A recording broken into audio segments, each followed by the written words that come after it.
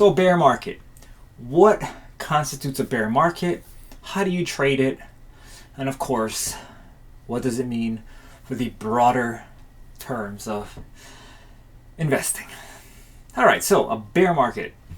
To me, Wikipedia, Investopedia, and the multimedia may have a different name for it, but a bear market to me typically means we have lower lows and higher lows. The trend is moving downwards, and it's usually moving downwards in a broader timeline. So like the weekly or the monthly candlestick chart. The candlestick charts, you can use any kind of charts you want, but if we have this general downturn, then it's a bear market.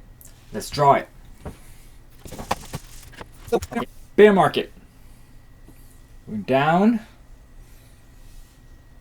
like that, and the trend and this channel is going down, right? So that is a bear market. Usually we're looking at some time frame like the weekly or even the monthly, and really it can be just a couple days in time increments here. And what that means is we are going down. It doesn't have to be a bear market if this was like the 1 minute time frame or something. It could just be a simple short trend. But for a bear market, really for the media and everybody to pick up bear market, has to be on the larger time frames, like the weekly, monthly, maybe even as slow as the daily if we're looking at some, I guess, headline news. Okay? That's bear market. Now the next thing that constitutes a bear market to me is low volume. Low volume means that there are less people participating in the market. If there's less people participating in the market, what does that mean? Why should I even care that less people are playing, right? Consider this. If there's only 2 people in the stock market buying and selling, then the guy who wants to buy something has to buy it for whatever the seller wants to sell it for. Now, if the person who wants to sell something has to sell it for whatever the buyer is going to buy it for too, on the flip side, right? If you have a stock that's worth $100, but there's only one guy out there who's buying it for $50, you really have no choice, right? With added volume into the mixture, you now have people who are willing to buy it and sell it at very, very close cost, and the price that you see is a quote-unquote fair price because the market is efficient, right? We're going to buy it for what the market values it as, and the market is some collective of all the participants. My research, your research, everyone's research. Warren Buffett's research, JP Morgan's research, Goldman Sachs, all those people research, they're buying and selling stocks at what they consider a fair price. Now we take that away. Now we have less market conviction because people don't want to buy anymore. They just want to sell. They want to get away, right? Low volume. That's point number 2. So downtrend, right? Downtrend over here. We just drew it. And low volume. Now low volume has kind of a cascading effect. So not only is there a wide bid and ask spread, there's less conviction, there's less liquidity, and ultimately it's less efficient, right? Kind of sum that up. I'll give you an example of how a market that's less efficient can be manipulated. Back way before, maybe I think 10 or 15 years ago, when Bitcoin was relatively new and you could arbitrage it. What that means is you could buy Bitcoin for, let's say, $100 and sell it for yen. And you could sell it for, let's say, 200 yen. The same Bitcoin. One Bitcoin, $100, you sell it for yen, 200 yen. Then the yen is trading at, let's say, 150 yen per dollar. You change it back to dollar, you buy more dollars with the same amount of Bitcoin that you sold in yen.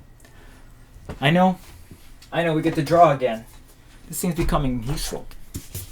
So Sorry if you guys can't see this. If you guys need a more detailed explanation, subscribe to my Patreon. So, I'm just kidding, I don't have a Patreon. Basically, I have US dollars. Right? I have US dollars. 100. I change it into 1 Bitcoin. 1 BTC. $100 to 1 Bitcoin. Right? And then I take this 1 Bitcoin and then I sell it for 200 yen. And then I take 200 yen and I buy $1.5. You see that? In the early days of Bitcoin, you could do this. You could take like $100 and turn it into $100. Oh, this is not $1.50. This is $150. So, I mean, ultimately, if that was the case, it'd be a really inefficient market. You'd be really stupid to take this trade. But people were taking this trade. You could make millions just by doing this. You'd buy Bitcoin with USD, sell it for yen, and then change your yen back to USD. And you could make, well, if this was the case, it'd probably be like 20,000 yen. Sorry, my zeros are all messed up. But you get the idea. So in inefficient markets, you can do that. And what that does, it also negatively affects market confidence. When the market is not confident, people don't participate, negative sentiment, then you flush out all the people who aren't tech savvy enough and I guess resourceful enough to do this trade, right? The trade we just talked about, the Bitcoin, the US dollar, and the yen. So that's why downward trend, low volume, very impactful. I'm sure you've heard the term sell in May and go away. Guess what? May was 4 months ago. We're still going down. And that's probably it. And we probably will be headed downward when the people come back, primarily because of what I said in the other video about inflation. Now, if you want to learn more about like stock market things and how I think about bear markets, bull markets, price action, whatever it is, let me know in the comment section below. I'm more than happy to tell you what I think. Until then, none of this is financial advice, and I'll see you in the next video. Before we go anywhere, I don't know if you can see that. Sonic the Hedgehog. This is pretty good. It's a terrible drink. It doesn't taste good at all. It's peach something. I don't like peach drinks, so this could be me, but there it is. I like it. I thought it was cool. I like Sonic. Sonic's new movie. Love it. Saw it twice already.